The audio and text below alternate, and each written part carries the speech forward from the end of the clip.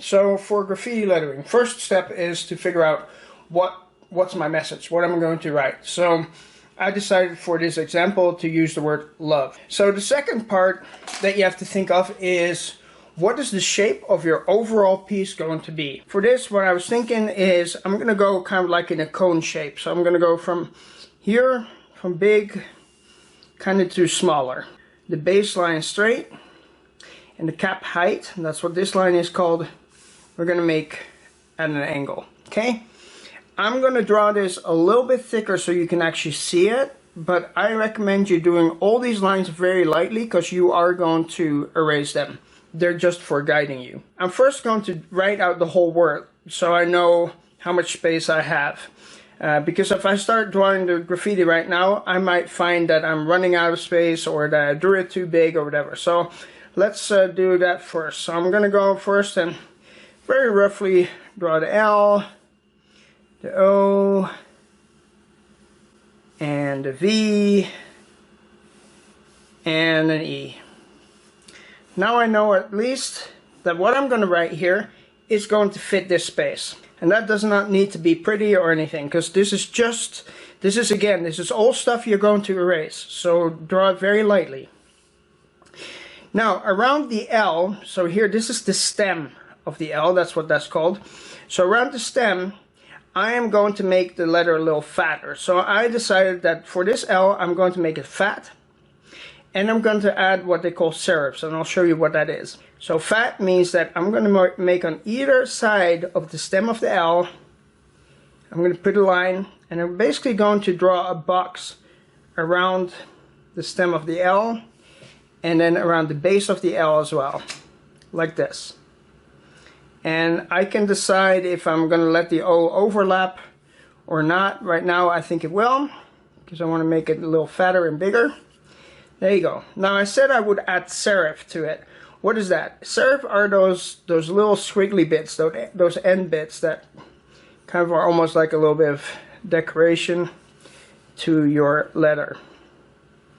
So I'm going to add one here too, which means that the L is going to be a little longer, like that. So here we go. So now we have, and maybe I'll make it a little bigger. There you go. This bit here is a serif. This bit here is a serif. Okay?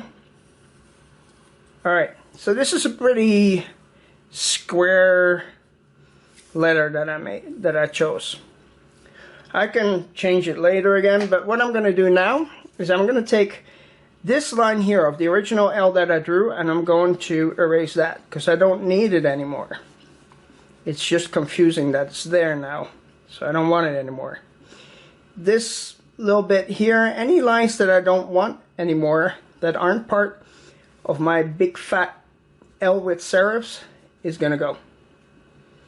And I apologize if that makes the camera shake. Right? Now I erased a little bit more than I wanted to. That's okay, I can fix that again. Add that to it again. Here. Good. Alright, I got the L pretty much in there.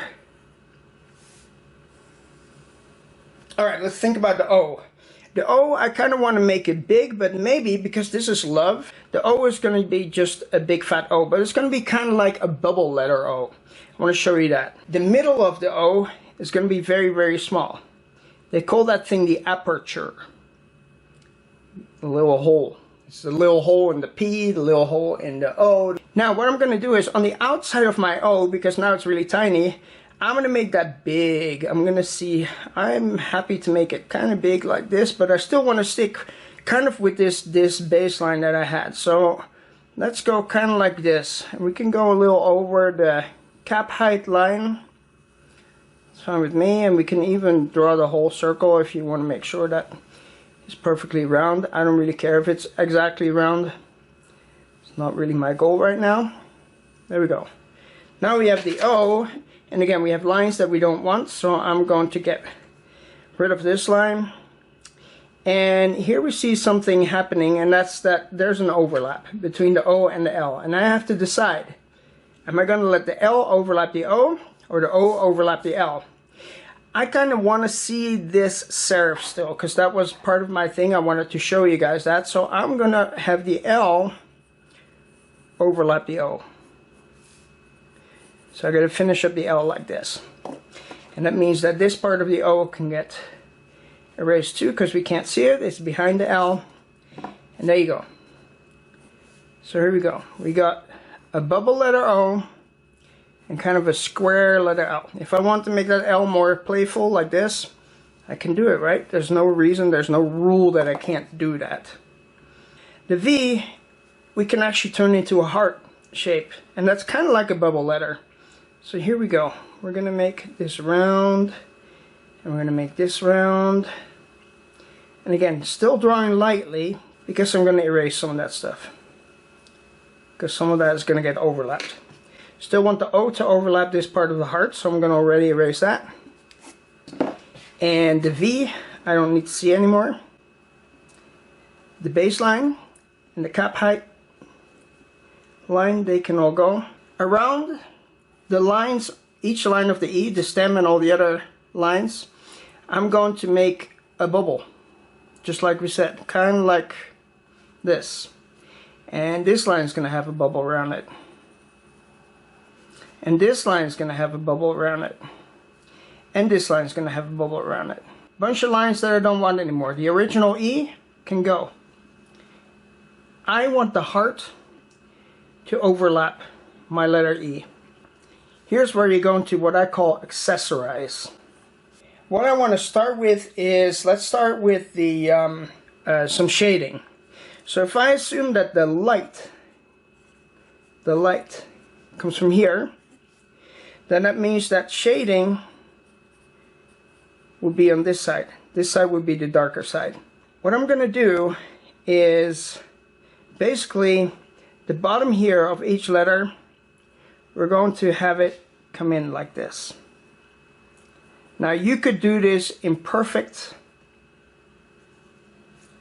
perspective, and I will teach you guys that too. But right now, if you just make the bottom part darker, like this, that'll already do the trick. Just follow the line, the baseline of your letters, because you're still working with your pencil, so you can still erase it. So if you want to make a drip here,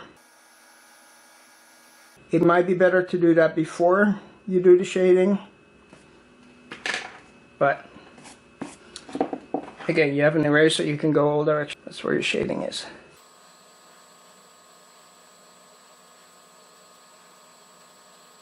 And you're going to do that with every letter. And I'll show you in a minute what the end result is, and then you'll see what that does. Okay, so here's the final result, so far at least. And I mean, you can keep adding stuff and accessorize it and add, you know, make it look cooler and cooler and add more stuff to it. But basically what I wanted to show you is the following things. Added color to it. Now you can see what these shimmers do on the bubble letters. There's the drips. There's your shading. Some accessories, the little hearts and the star. And then the outline here. Okay? And this makes a complete work. It has everything to it. It has color. It has a complete picture. You've thought about what the shape of the whole thing is going to be, what the content is going to be, what it's going to say, etc. This is what we're looking for. Okay?